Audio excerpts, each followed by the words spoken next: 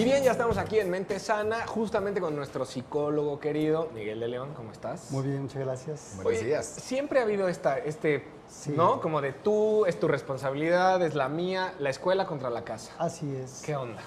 Mira, creo que tenemos que partir algo elemental que no se debe perder de vista, y es que en la familia surge la base de todo. Yo creo que hay dos tipos de educación que se ha ido dando a lo largo del tiempo y que hemos tendido a separar. La educación académica, geografía, matemática, cívica, bla, bla, bla, y la formación o la educación que tiene que ver con las emociones. Y creo que no se debería de separar. Por supuesto que la familia es la primera, porque además muchos papás cuando llevan al hijo al colegio tienen la idea, bueno, te lo deposito y ya es tu responsabilidad. Sí. Y eso es un error gravísimo, porque de hecho el padre tiene que incluso averiguar si el lugar que yo elegí para confiar y formar a mi hijo coincide con los valores que yo como ser humano, persona, cultura tengo, Claro. ¿no? De pronto si yo soy, no sé, musulmán y lo meto a una escuela católica, pues va a haber un conflicto de intereses y de creencias y de ideologías ahí terrible. En el día a día, lo que nosotros encontramos y lo que yo te puedo platicar en la consulta, lo que voy encontrando es que los papás fallan y los maestros también fallan. Sin embargo, en la medida que somos conscientes de ello y además que vamos a entender lo que es educar, educar significa colaborar para que tú saques lo mejor de ti mismo, ¿sí? No, esta idea tradicional de que el maestro enseña, tú imagínate un chiquito que dice al maestro, vamos a hacer una flor, y el niño se empieza a imaginar como arcoíris, y de pronto el maestro dice, no, las flores llevan el tallo verde y las hojas rojas, ¿no? Y entonces ahí tú coartas la imaginación del pequeño, ¿no? Miguel, entonces tenemos que encontrar de cierta forma un equilibrio, una sinergia entre la formación académica y la educación que estamos dando en casa. O sea, en el sentido de, tal vez en la escuela te están enseñando geografía. Sí. En casa, apoyarlos en la tarea para Sí. que haya como pues vaya, un complemento, ¿no? Sí. Y de la casa hacia la escuela. Si en la casa estamos enseñando valores, que en la escuela también mediante el civismo se pueda reforzar. Hay una parte esencial en todo esto y ojalá que pueda hoy tocar a muchos padres y maestros.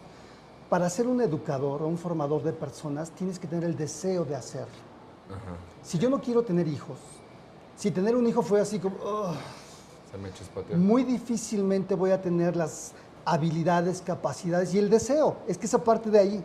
Si un maestro va a trabajar porque es su chamba, porque no le quedó de otra, no tiene las cualidades o las características necesarias para ser un formador.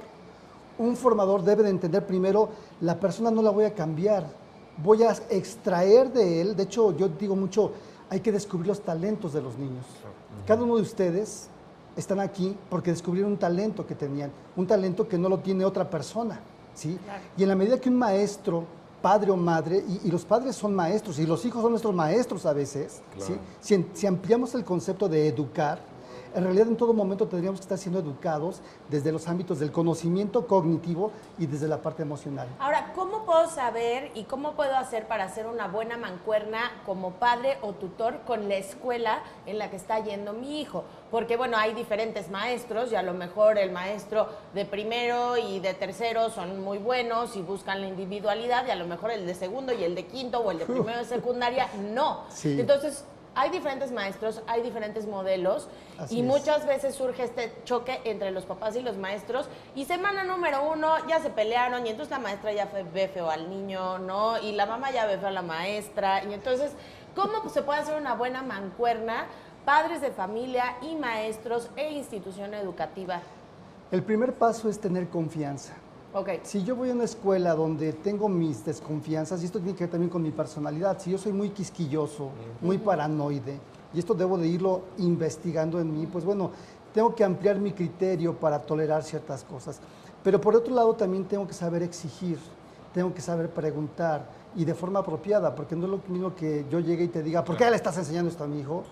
A que yo llegue y de verdad explore y vaya haciendo mancuerna con los profesores. Y sobre todo reforzar esta parte que decías al principio, el también ser responsables nosotros como educadores, como padres, como tutores, como tíos, el si voy a llegar a exigirle a la maestra, yo tengo las credenciales suficientes para decir, yo también me estoy haciendo responsable de la educación de los niños. Exacto. Porque si no, como decías también, o sea, si la gente llega y dice, aquí está mi hijo, maestra, edúquelo, y yo no hago nada, entonces no tienes como de repente... Popularmente hay mucho esta creencia de que con que yo lleve al niño a la escuela ya cumplí como padre. Y no, claro que no. Claro. Tener un hijo, te tienes que convertir en padre, así como te tienes que convertir en maestro, ¿sí?